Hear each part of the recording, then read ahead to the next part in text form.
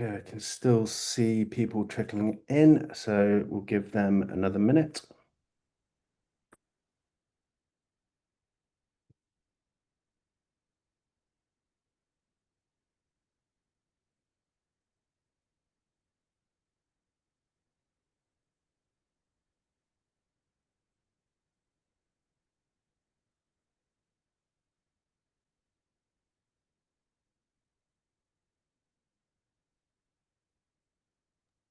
Excellent. Thanks, Ingrid. Well, let's kick it off. So, welcome to today's Cyber Resilience 202 session. My name is Cy West, Director of Customer Engagement, and I'm going to be your moderator for this session. These sessions build upon our introductory Resilience 101 sessions, and we're looking to feature distinguished speakers who share innovative ideas, strategies for managing cyber risk in order for us to make better or more informed business decisions.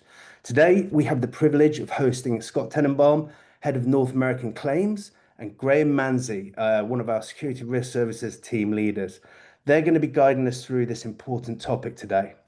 Now, throughout the session, we encourage you all to participate by submitting your questions either into the chat or the Q&A section. We'll address as many questions as we can, as many as possible during the webinar. In fact, we'll do all Q&A at the end of the session. If we're unable to cover all the questions, no worries. We'll make sure they're answered in the follow-up email afterwards. So thank you all for joining us today. Now, without further ado, I'd like to hand it over to our esteemed speakers, Graeme and Scott. Thanks, guys. Hi, good morning, everybody, or good afternoon if relevant. I just want to introduce myself before we get the session going. My name is Scott Tenenbaum. As I said, I am the head of North American Claims for Resilience. I am a lawyer by background. I had 10 years of private practice experience as a litigator before starting my in-house career in insurance. I've been at two other traditional carriers before joining Resilience in December. And I got started in cyber about 6 years ago at one of those traditional carriers and never looked back. But I did lead the US cyber claims team over there before joining Resilient. So very excited to be here and share some tips and thoughts with you. And Graeme, over to you. Thanks. Yeah, my name's Graeme Manzi. As I said, I originally studied chemical engineering at university, but left to join the Royal Marines in 2010. I specialise as a signaller, focusing on secure communications, electronic countermeasures, and tactical data systems. And the phrase is no comms, no bombs. I was awarded a commendation for operations in Afghanistan in that role. And then after leaving the military, I earned a master's with distinction in information security from Royal Holloway, and I have a number of SANS and other vocational training qualifications as well. Since then, I've worked as a cybersecurity consultant, helping organizations translate cyber risk towards resilience, focusing on securing infrastructure, managing risk threats, digital transformation, and then responding when it counts. Okay, next slide, please. So this is today's agenda. We're going to talk about why incident response matters, some of the models that have been around for a while and the sort of evolution of them, key actions and exercises to practice your response capabilities, leadership and management, and then I'll be handing over to Scott to talk about the policy and claims. And while I may have helped a handful of organizations before, during, and after incidents, Scott has hundreds of incidents like that. So he's going to tell you some of his war stories, and then we'll finish with Q&A. So it's not a matter of if, it's when. 43% of UK businesses reported a cyber breach or attack in the past year. Across the EU, disruptive cyber attacks have doubled, many linked to state-backed actors in recent years, and the threat landscape is essentially growing more aggressive and targeted. You can see some of the statistics there from the NCSC. It's not if, but when. And then the CEO of Mandiant said, it's not a matter of if you'll be attacked, it's when and how well you'll respond. There are some good news. Ransomware payments are falling. That's not luck. It really reflects stronger incident response capabilities and increased regulatory pressure not to pay. And you can see that here. Regulatory focus is increasing.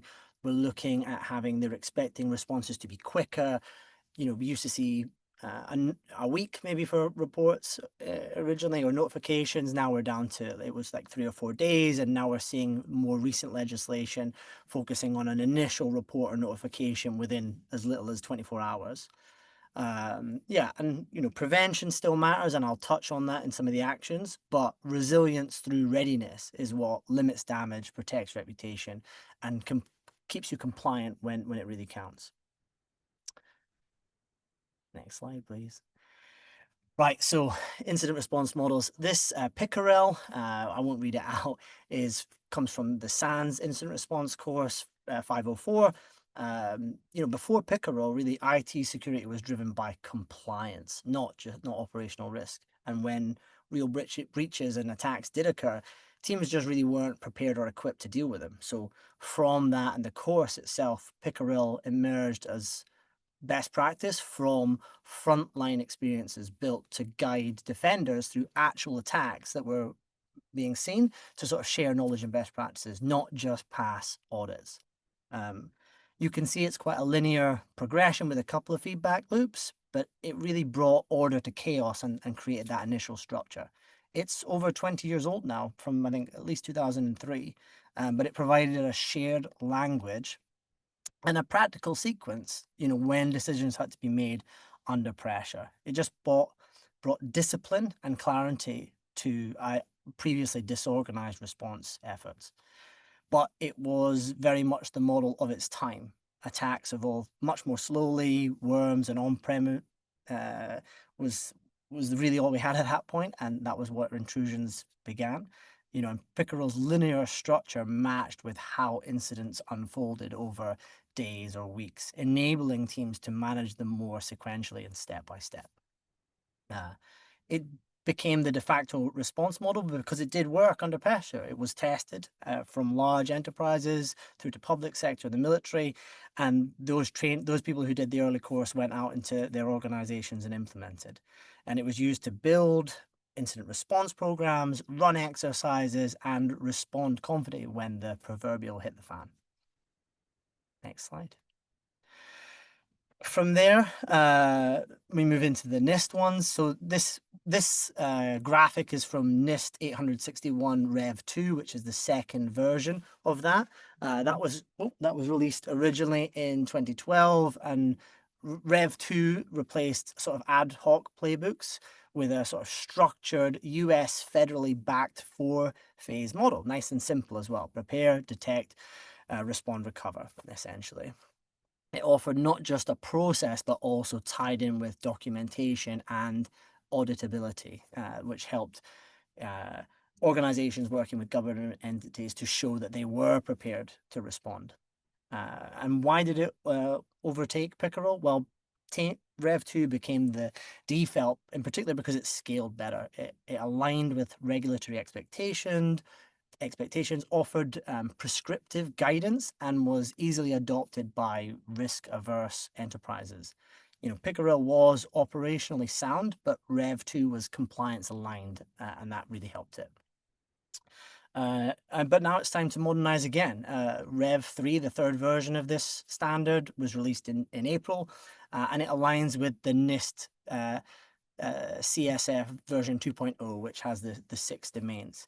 It repositions incident response as a continuous organization wide function across all 6 domains. So govern, prepare, detect, identify, detect, respond, recover, all aligned with that. So if you are still using Rev 2 in isolation, your response plans may well be well structured, but they're maybe not fully aligned with how incident response operates today in an integrated, risk-driven environment. And that leads us on to DARE. This is the DARE model, which stands for Detect, Analyze, Investigate, and Respond. And why are we moving in this direction? And Rev 3 is quite well aligned with this too. Really, this is driven by speed, and the average breakout time, which is the time from initial access to lateral movement, just continues to drop. The CrowdStrike report from 2024, which actually looked at the change from 2022 to 2023, showed that this had dropped from an hour and a half to just an hour.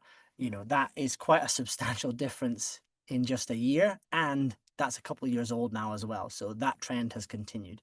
And I think the fastest time they recorded for that breakout was just 2 minutes. So there reflects how today's incidents actually unfold. They're fast, they're messy, and intelligence driven. It's non-linear by design. It's the modern model for modern attacks.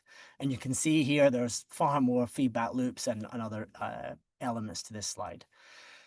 Dare is now taught alongside Pickerel in the updated 504 course, which shows a degree of circularity there, and SANS are still looking for that best practice, and the trainers are evolving that too.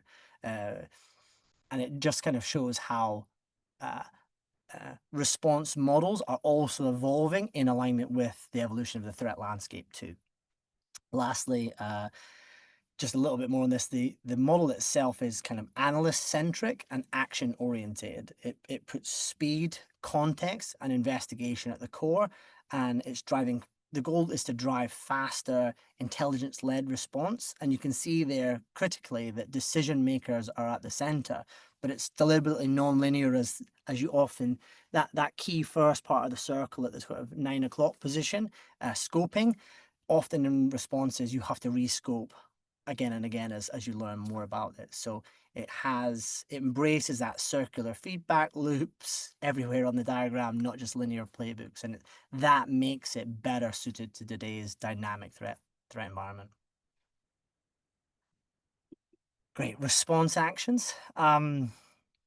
Effective response actions really must address these four sort of elements: endpoints or devices, networks, identities, and permissions in coordination.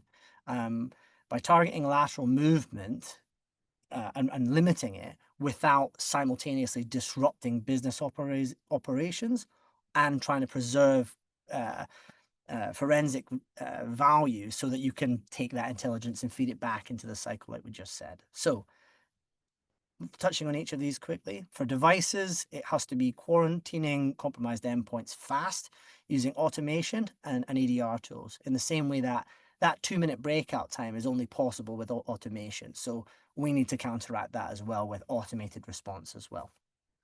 For a more long-term and focusing on the preventative stuff, we can for more persistent threats, we can isolate critical systems by putting them behind jump boxes or hardened virtual desktop environments, just to make it much harder to jump from device to device as well. So that's the kind of proactive element there on the lower point. For networks, really using firewalls and network access policies to block malicious traffic and contain affected segments is a really good way to limit the blast radius of an incident. And then again, in the longer term, enforcing further network access controls, microsegmentation, and zero trust controls to just limit that internal spread beforehand. For identities, disabling or resetting high risk accounts immediately is very effective, and reissuing credentials where needed. In an ongoing and severe incident, you may have to reset credentials a number of times, so that's a great one to practice as well. How easily could your organization do a global password reset? There's some recent cases in the news where that's been a key factor to successful response or not. And then again, on the proactive side for identities, can you harden your authentication, with phishing resistant MFA and conditional access control policies? The phrase identity as a new perimeter is really very true. It's often the initial access point. So the more you can make that initial access harder by maybe binding identities and devices and network access and permissions together with policies, that can be very powerful in preventing attackers getting a foothold in the first place. And then lastly, but not leastly, permissions, rapidly stripping excess permissions, especially from administrator and server or privileged and service accounts, is a really good strategy. Longer term rebaselining and using role-based and proper least privilege, not just lip service, least privilege, principle of least privilege can really provide a lot of benefit. And then maybe for your most critical assets or important elements and systems, maybe you should consider just-in-time models where you only allow access for the amount of time needed. If it's not needed, why have it? And then last point on this one, in cloud environments, like removing the ability to provision or delete resources during incidents can be a really smart way to stop an attacker deleting resources that might cause substantial business interruption. And also by preventing them provisioning new resources, you're removing potential persistence mechanisms as well. The key point from this slide is containment it's worth considering these things preemptively and having them potentially pre-authorized. So you don't have to wait for executive sign off during a live incident. Complexity of an organization can slow you down. The bigger the organization, the longer it's going to take to do that global password reset or other containment ones pointed out here. Readiness means that thresholds are already set or reasonably well understood, and that and the corresponding containment action is available to be deployed.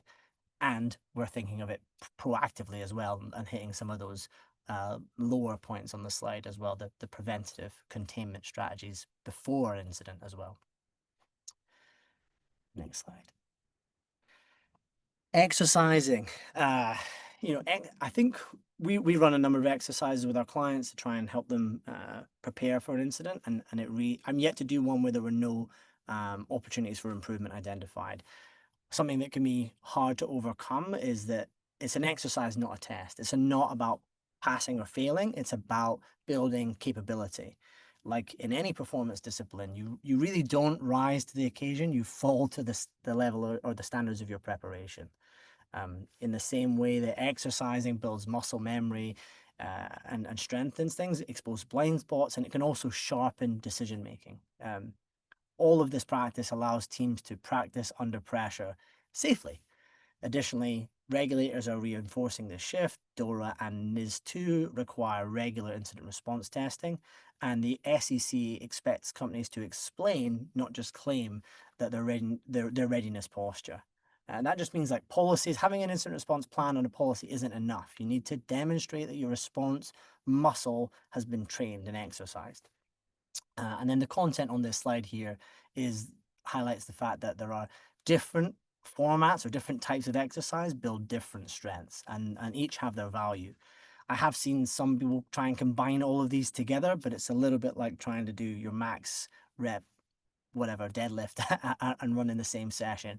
It's maybe worth combining things together eventually, but initially training in isolation on a specific element can be very beneficial. So tactical walkthroughs, really we're testing procedures, task ownership, escalation logic, and developing specific playbooks for different types of attack.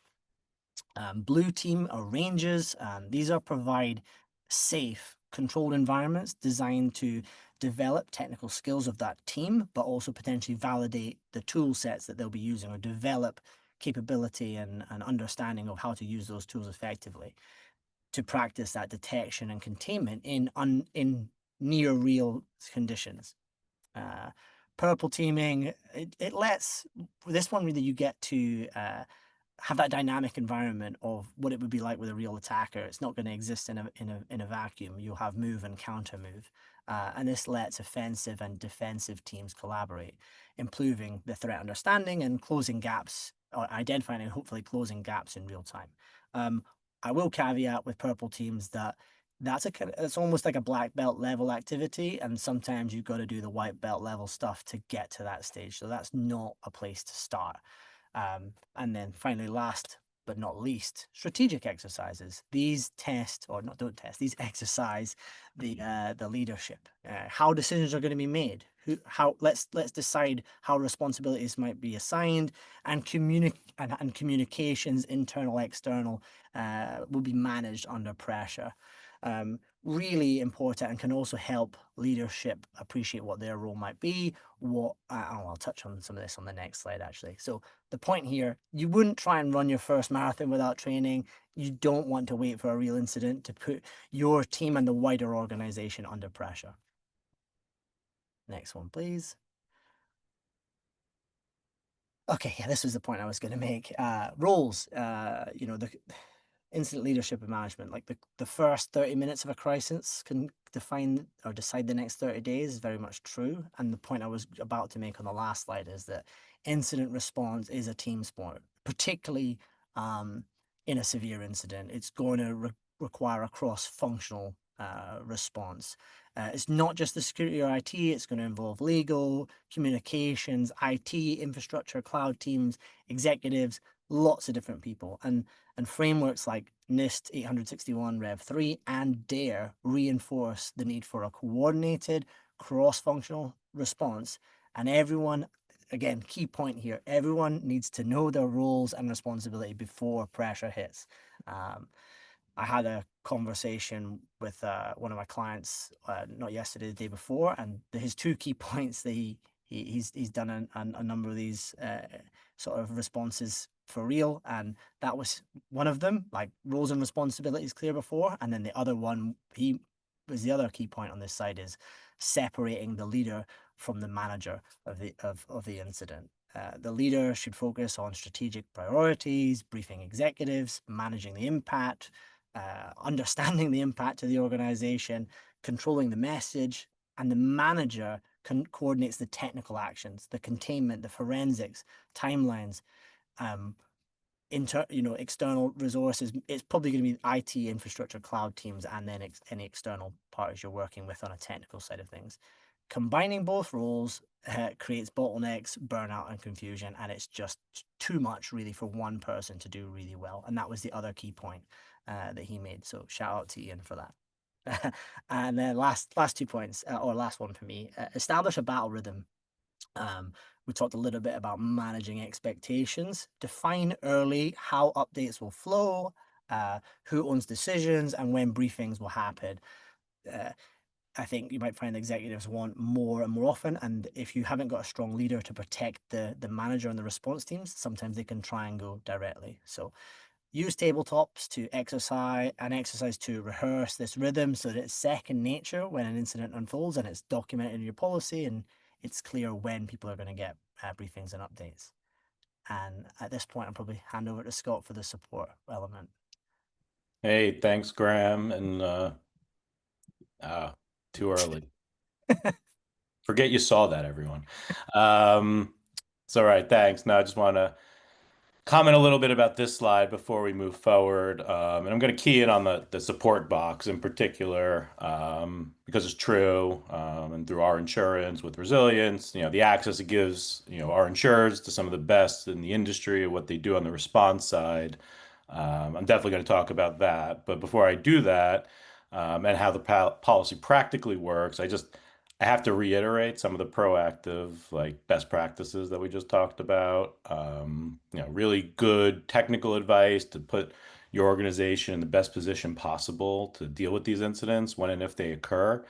It's part of what I love about resilience and what we're doing here, like making our insureds more cyber resilient. Like we are through Edge, new product offerings, but really like education like this and content, being able to like speak this and say this to a larger group. I've had the opportunity to speak directly to a handful of resilience insureds since I've joined the company. I've spoken to many other cyber insureds through the years, but it's one at a time until you get these stages.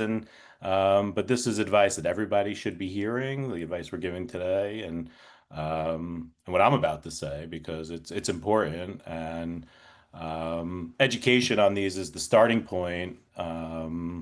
And we want that. Resilience wants that. We want engagement with our customers through the life cycle of the policy. We don't want to just hear from you when the breach happens. Of course, we will, and we need to, so we could jump in and do what we do. But best practices would be to have these kind of conversations. And for us, I mean, I would want our customers to reach out, my team, my claims team. We know the industry professionals we work with. The experts, they're lawyers, privacy attorneys. I'll get into this a little more through my portion of the presentation here, but takeaway is ask us for recommendations. Like we want that. We want our customers to be familiar with these people. There are firms on there, law firms on there that are right for if you're a health care organization, for example, we can make that recommendation. Same with the digital forensics firms. Right size company, right size firm, again, reach out to us. This is stuff that we want to be able to facilitate for our insureds to be able to have those conversations while the pressure is not on. Those tabletops, Graham talked about them a little bit. I've sat in on a few of them. It's a great exercise, and it's when the pressure isn't on, and there's a lot of stuff you don't think about, and it could really help sort of facilitate the thinking around the incident response and what that looks like. These roles that we talked about, important for everyone to just sort of know what their responsibility is in the incident. The tabletops can help with executive buy-in. Um, it makes the situation real. And um, that is important because you want to know who that first call is going to be. And now's the time for it. But you need to know who the first call is going to be, and no one wants to see this on the screen. But the fact of the matter is, when you do, like, what happens next? And what happens next is, you should call resilience. I mean, we have a 24/7 manned hotline by my team. The number is there. Um, you know, it could also be calling our resilient service providers to jumpstart the process. That doesn't alleviate the first notice of loss responsibility. Obviously, you got to report the matter to us and get our consents and work with us. But resilient service providers, it's a policy term for us. They are on our website. This slide in particular, I think this is our Canadian panel. So this is just a representation of one of our geographic regions. So you can see here we have the privacy law firms, as well as the computer forensic investigator firms, excuse me. So this is specific to Canada, but we have one for the US, we have one for the UK, we have one for the EU.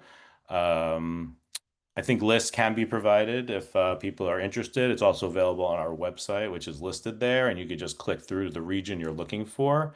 Um, but there's significant value in getting to just know who these firms are. Um, experts local to the regions that we do business in. Like some require local language, so that could be important. But the value of using these resilient service providers, like the lawyers, they just have significant experience in this field. Cyber is not part of their practice, it is their practice. Our teams vet these lawyers, these forensic firms. Our team has a history of coming from other traditional carriers, so everyone has a past, everyone has experiences, everyone has their voices heard when it comes to this. These firms are tested, and they are prior experience of everybody, current experiences, and then also importantly, just reduced rates just for by virtue of being a resilience policy holder. So, I mean, these are the firms that do this day in, day out, and really can jump and really help when time is time is money, honestly. So it's true. And if the proper pre-breach work is done, your resilience approved lawyer, forensic partner, you could jump right in when you need to. And but again, don't forget to get my team involved. We have years of collective cyber experience, and we want to manage the process and help and helpfully get everything back up and running as quickly as we possibly can. Purposefully, our team has lower claim counts. And what does that mean? It means that we have more bandwidth and ability for the team to jump in when one of these situations happens. I want my team to be able to be on the scoping call with the lawyers, with the forensic firm, with the insured, offer their guidance, offer their help. So that's super important for us as a company and something we strive to continue to do. We want to help guide the strategy. We've been there, we've been involved in this, and we think we could help drive best results and get everyone back up and running as quickly as possible. That's one of the things about cyber insurance that's unique, and resilience in particular. Like, our risk is your risk. I mean, it's a first party coverage. If it's a covered event, a ransomware example for situation, I mean, we're aligned with our insured. We're shoulder to shoulder. We are partnering to figure out how best to mitigate the loss if it's happening. Of course, pre-breach with our edge product, we don't want the loss to ever happen or the event to ever happen. So if possible, that's obviously best. Um, but we also want our policyholders thinking about, in the context of their business continuity plans, like, how does this insurance actually work? We need to be part of the process, and we want to offer our assistance, and there are some pitfalls there, and I just wanted to share a few like pitfalls that I've like come to and experienced in the years. And Graham mentioned decision makers earlier. This is one of the things I wanted to comment on, like knowing who the decision makers are, and back to those roles, and having that worked out ahead of time, like that needs to be the case. You have to have the right people in the room when these conversations are happening. And now we're talking about post-incident. So things are happening fast. The professionals are giving opinions. We're having conversations about, the way this is going to go, the direction this is going to go. If we have to have that conversation two or three times to get the right person on the phone and hearing, I mean, that's a problem from the outset. So, um, how much money is the company actually going to be responsible for? Like, you have insurance, this is a risk transfer product, great. Like, you have the coverage, it's here to protect and help. But there is a retention, it's part of the policy. So there's an amount of money that the company is responsible for, regardless of if there's coverage or not. That could be $25,000, could be $50,000. Some of our larger policies have 100, 250,000, 500, up to $1 million. So depends who you are and what your policy says, but how much money is the company actually going to have to be responsible for in these situations, and is it going to have access to that money? One of our policy terms, and I'll talk about the policy a little more, time permitting, later in the presentation, but the extortion portion of our policy, it's a reimbursement policy. So how that works is that amount needs to be fronted by an insured. So I feel like they should know that, and everyone does, and it's talked about and it's market standard. That's how the coverage is written across the market. But if you don't know that, and you're going into one of these situations and you're having these conversations, do we pay? Do we not pay? Like, what kind of considerations do we make? Like, those are difficult conversations, and a lot that goes into it. But then you get to the end of the line, you're like, all right, you're going to pay, but now you don't have the funds to do it because you didn't realize that like insurance doesn't pay for that up front. Like, that's a problem also. So just again, the practical, how the policy works, like that should be known. Like, no, and my team will get on there and explain it to our insureds as the breach is happening. We want everyone to be aware of how it works, and they need to be aware. But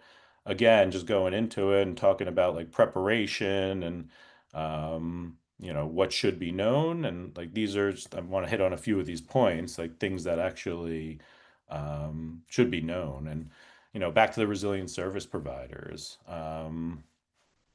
There's not a lot of coverage issues in cyber, I will say. Timing is one of them, but um, you know, I hear a lot of times that, we had a breach comes in, we get on the phone, we want to get one of our lawyers on it to get things moving and helping. And oh, my son is friends with a partner at a big law firm, and I think they do cyber, like that. I hear that from insurers, or play golf with some lawyers who I think could handle this, or a corporation has like a firm they work with for M&A, for example, but they want to use lawyers that they know, but those lawyers don't necessarily do this kind of work. I mean, that's a big pitfall that we run into sometimes, and we really try to like help the insurers understand that, like, this is very specific type of work, and you want the people with the experience in that work. And we don't want our insureds falling into this trap. And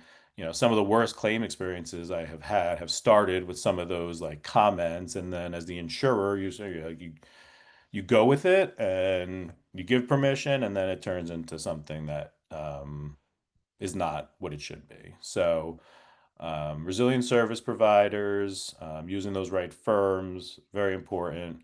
Um, Another thing I just wanted to touch on, like as we're talking about sort of pitfalls, this isn't policy related, but incident response related. Um, don't use your MSP for a forensic investigation post breach. I mean, it happens more often than you would think, where something has gone wrong, and we work with them already. We're just going to let them handle it. And yeah, that's not really the way it should go. That's not best practices. These MSPs are, if they're tasked with your security and something wrong happened and it's potentially their fault, like, I think now, would you have a suspect in a crime investigated and report back to you on what happened? Like, it's a little much of an analogy, but I'm just trying to make the point that, like, you don't want that potentially biased organization like doing that investigation. We have our resilient service providers who are excellent, and we will do the forensics, and they're independent of any of that. So, strong analogy, but one I thought worthwhile for a mention. Um, One more for the policy, and then I'll move on. But I don't know if any of, I'll get into business interruption a little bit later in this presentation, but and we don't have enough time for business interruption specifics, but the policy does have a sublimit in there for what we call a proof of loss. And ultimately, we are giving our policyholders either $50,000, $100,000, again, depending on the limits and what the policy says. We are giving our policyholders that money as an opportunity to go out and hire a forensic accountant to look at their business interruption loss and to prepare it for them. So that is money that goes from the policy. If you don't know that, it's either you're doing it in-house and or you're just providing a bunch of invoices, or I, there's so many different scenarios, or they just, we've seen scenarios where they just, our insurers will just provide us with a lot of documentation, and, it makes the process a lot more difficult. So, this is something I wanted to draw attention to a little bit. I mean, it's there to help. Like, if we use that proof of loss sublimate, and sure does, and they use that money towards preparing it with a professional who, again, will have access to the documents. They'll share it with ours. We're going to hire a forensic accountant as well, and but it's going to be a lot smoother process with that money spent. So, want it to be known that that is in there. So, for any brokers on there, like, check those policies and let your customers and clients know that this is available in the policy, and that will help the business interruption process go a little smoother. I will touch on that a little more later in the presentation, but um, again, education is what we're trying to do here, and some of these things I just felt worthy of a mention from a practical, proactive stance as well as post breach. I just felt like I should mention these items. So, um, why does it matter? I mean, right here, like, these are the numbers. So, and we want the numbers to be higher, of course, but 78% of Resilience clients recovered without paying a ransom in a ransomware situation. So that's 4 of 5. And in the situations when an extortion payment was required, working with our professionals and the team and the insureds, we were able to reduce payments by about 70%. So, these are the numbers. We don't want to. We don't want any payments, but there are times when, from a dollars and cents perspective, it makes sense. Operational impact situations. Obviously, you have data suppression situations. So, I can't get into all of that right now, but ultimately, there are times when a payment to the criminals, unfortunately, do make, I mean, sense, I'll say, but and it does happen, obviously. So, but 4 of 5 is the numbers. Yeah, and this, speaks to really resilience and what we do and jumping in, and what the team does every day, literally day in, day out. Like, we handle claims, we work with our customers, and we try to mitigate the loss as it's happening as much as possible, and help our clients get back to where they were before, or better. Um, and there's a little bit about the policy. I want to speak to a little bit of the trend slide coming up. So I'm not going to spend too much time on this, but high level, besides access to best-in-class service providers like we just talked about and the experience of the resilience in-house team, like what else does it cover? I mean, it covers your incident response costs, these policies. I think the next slide I'll get into, we'll talk a little bit more about the buckets, what those means, but high level, we got your incident response costs, loss under the policy, whether that's a social engineering event, your receipt of a fraudulent banking instruction change and the insured sends out $250,000 and it's lost forever. Like that's social engineering. The extortion payment I just touched on a little bit. Interruption loss, I've mentioned it a few times, but that is under the loss section of the policy. And then the other section of the policy is the liability section of the policy. So lawsuits arising from security incidents. So ransomware event, and ultimately the organization is sued for a class action for negligently failing to protect the data. Even though they were the victim of a crime, um, now they're also being sued. So liability section will cover defense costs for those kind of lawsuits, and as well as regulatory. Can't forget about our regulator friends out there. And the liability section of the policy also pays for lawyers to help our insurers respond to regulator inquiries and whatever else goes on there. Um, there's a little just more detail about our policy coverages, again, breaking down those three buckets I just mentioned into a little more detail, the investigation cost, the extortion. I'm not going to go into them in any great detail right now, but this is just an outline of sort of how those buckets, more specific coverages under each of those buckets I just went through. And then the last slide I just wanted to speak to, and again, sort of high level at this point, but just some of the things that we are continuing to see, deal with, live day to day. Business interruption, I touched on it a few times in this presentation. Operational impact from these incidents, depending on who you are and what you do as an organization. I mean, downtime could be significant. It could be for any organization. So, how is that calculated? How does the industry do it? I spoke to it a little bit. I gave a little tip on like using that proof of loss sublimit, but um, this is something that we are all working to get better on. Property has business interruption coverage. That's a different line of business that has this type of coverage. They've been doing that for years. I hear from brokers all the time how smooth it is in property business interruption, and like that's great. They have like years and years and years of historical data, and like a burnt building down is like a little different than like lo multiple locations and the complexities of like the outage, and so. Again, I think the industry is getting its legs under us. There are a bunch of forensic accounting firms out there. There's a lot of thought leadership about how to make the process better. I think it starts with education personally and just understanding what the policy covers or doesn't cover and, managing those expectations, understanding the timeline of how long these reviews take. And they could be significant and they require cooperation from the insureds. We need to see financials and understand like we are a regulated industry. We can't just pay anything because that's what we say was happening. We need proof. Our files need to be documented. We're audited. We have regulators ourselves. So we just need to walk through the process and we need the cooperation of the insured and the broker to work with us to do it. So, social engineering. Fraud continues. We went this whole hour. We didn't say AI. So I'll just say it, AI. How has that changed social engineering? I mean, haven't really seen any instances of it yet, but obviously I think everyone's thinking it's going to technologically advance, easier to trick. And so obviously we're keeping an eye on that and any changes there.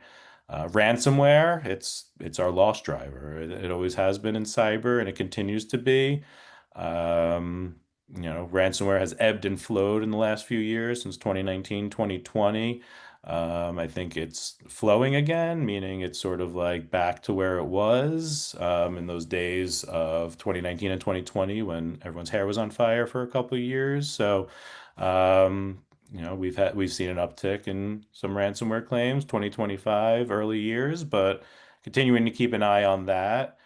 Um, and then third-party risk. I don't know if anyone also listened in on our March webinar where we did our wrapping 2024, but this was a big topic that I spoke to. Was vendor risk and third-party risk, and what I mean by that is like downstream impact of an incident on one company incident, how it impacts others. So, I just listed a few there that we've dealt with in the past few years. And these third-party vendor issues just continue to evolve, and just the way they play out vis-a-vis the insurance perspective has evolved. And we want everyone thinking about sort of not only like what you're doing yourself, of course, to prepare, but like who you're working with also, and like who are the critical vendors you work with. What happens if they go down? What happens if you're a manufacturer and a supplier for a critical supply that you need for your product is not sending you that piece or that whatever it is? Like now you can't make your product, right? Like this is all part of proactive thinking as well. Like what if that happens? Make it part of the tabletop exercise. This is all stuff that can be thought about. These are not easy topics by any stretch of the imagination. It's really gonna like it tests you. I guess it's called a test for a reason, but it does, and it gets you thinking, and it gives you reasons to come back and challenge yourself to think about these things. So, I think that was all I had as well. Grant, did you have anything? So I was just trying to find the unmute button. On the third party piece, like I think you make a really interesting point there as part of the exercise, and that's one of the types of tabletop we offer for edge clients. If you're going to do a third party exercise, you've kind of got to have a good understanding of your third parties, their level of security, your level of dependence on them. So it can be really valuable if you've not done that, just to have the kind of finger in the air. Let's use this as an exercise to walk through some of our, like one or two of our most critical ones, and see how it goes. So yeah, it's a really good use of that. And as you've mentioned, this is a rising cause of claims, and I think for a number of policies, there's vendor coverage as well. Okay, excellent. Thanks, Graham, Scott. Very informative. It's always good to hear the stories from the boots on the ground experience. Extremely valuable. We do have a few questions. Firstly, just to answer Dan's question, we will be sharing the webinar. So you'll have a link to the webinar in the follow-up email for those that want to see the slides. The first question here, Scott, actually, this one's probably more directed at you in terms of business interruption costs. And I know, business interruption can be like a larger cost than the actual ransom itself. But for those that decide not to pay the ransom, does this increase the claims expense further in terms of business interruption and hardware replacement cost? Hate to give the lawyerly answer, but I mean, it depends, right? Like it always depends, but and these are the kind of things you're talking about when it comes to that moment in time, and the organization and the decision makers are in the room talking about like pros and cons, and do we pay, do we not pay? I mentioned it earlier, operational impact. So if you're in a situation where you're shut down completely, like unfortunately, that's leverage, and that's more reason to pay because, yeah, on the other end of it, you're losing X amount a day. I mean, that's the easy scenario in my mind. I could do like a little bit of math. Like, I don't necessarily know what every organization is like going through, but obviously, as you're talking to them, you're getting a sense, and we're losing 400,000 a day, and look, extra expense is part of this policy too. So, like, what expenses is the company already incurring to still continue to do their business to minimize the business interruption loss? The extra expense has to be connected to minimizing the business interruption loss. But so there is I guess to get to the question, like there is a mathematical equation you could potentially do there. It's certainly not like perfect, but then you have organizations that are just not even going to consider it. Like it's just not even in their thought process. From moment one, they won't even engage. And if you know that from moment one, you could totally go the other way and be like, all right, gung ho restoration, let's do it. So like there is value in that as well. Um, but I mean, look, that's the magic question, right? Like, you want to only pay an extort. Like, no one wants to pay a criminal. Like, you don't know what you're getting. If it's an operational impact situation, I guess I've said I get it, in my mind. It's like, all right, dollars and cents, you're losing X amount a day, you're paying them this. That's if they, you know, give the decryption key. I mean, I've seen situations where they paid and you got nothing. And like, hello, like, we just paid. Like, so that's not a guarantee. And even if you do get it, like, what does the restoration look like? Like, it doesn't necessarily always ensure like it's perfectly. Oh, we got the key, everything's great, like back to normal. Like that doesn't happen either. So, um, it's a I, good question, and it's one we're always thinking about. But I guess that's sort of my answer. It depends. I, Yeah. I might chip in on that one side before we move on to the other one. Yeah, it's completely no one wants to pay. And, Scott's point, I think there's a phrase, you don't necessarily buy their silence or their guarantees. You're maybe renting it. There's a lot of evidence out there that people that have been ransomed once get ransomed again, especially if they indicate themselves as a payer. So that has to factor in as well. And I think the evolution here a bit as well is from the ransomware to cause business disruption and encrypt your systems. And again, this software was designed to encrypt your systems, not to decrypt it. Most databases do not like being encrypted and decrypted as well. The double extortion part of extracting data, that exfiltration to then buy their silence as well, or again rent their silence to stop them releasing it, that tends to increase the level of ransom demand 4 or 5 times. So I think, and as organizations have responded, they would talk about that threat landscape evolution as defenders and organizations have responded to ransomware, the restoration capability has been invested in. So the response again from the attacker was to exfiltrate data as well. So just to finally re-emphasize, no one wants to pay. Resilience customers pay about half as often as the rest of the market as well, which is something I'm particularly proud of too. Excellent. Thanks to both of you there. We have a question from Paul K here, and it's fair enough, actually. What strategies can smaller companies employ to effectively manage, taskings like blue and purple teams? And actually, is it truly essential for these smaller business to actually be doing sort of, pen testing, red teaming, purple teaming, blue teaming? I think the answer is no. You don't. It's not essential. The that slide in particular, where the question came up, was about the different types of exercises. I think there's, and I think the main point around purple teaming is you don't have to do a full scale purple team exercise. Like we have breach and attack simulations available on our platform that can be kind of considered a bit of a simulated red team exercise or malicious activity simulated on one of your hosts. You can then you'll have a corresponding report that goes with that to look at the preventative controls, like what was possible with your current configuration.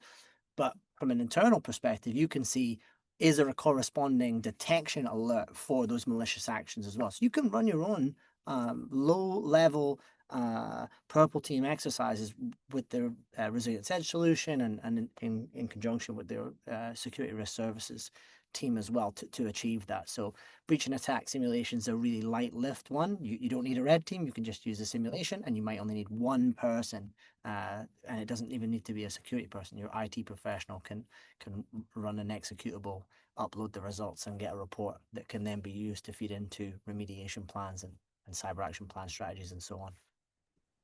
Thanks, Graham. Quite timely, as our next webinar will actually be on breach attack simulations, our second in the series. But we'll talk about that in a moment. Interesting comment here from Kane.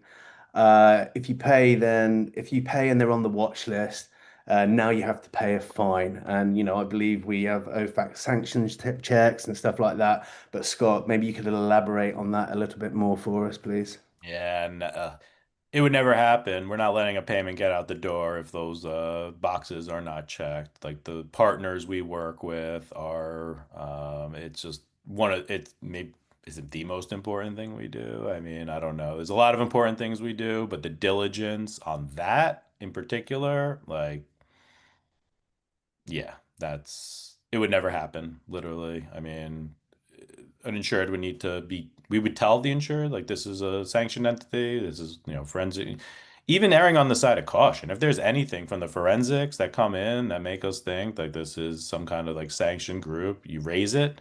But it also like I made the point earlier, like I dealt with a situation where we knew from moment one it was a sanctioned group. So because of that, we also knew we weren't paying. And because of that, my comment from earlier, we were able to sort of focus in on exactly what we needed to do, which was not pay, and you knew which route you were going. So, but yeah, no, it's got to be careful out there. Absolutely. Yeah, thanks, Scott.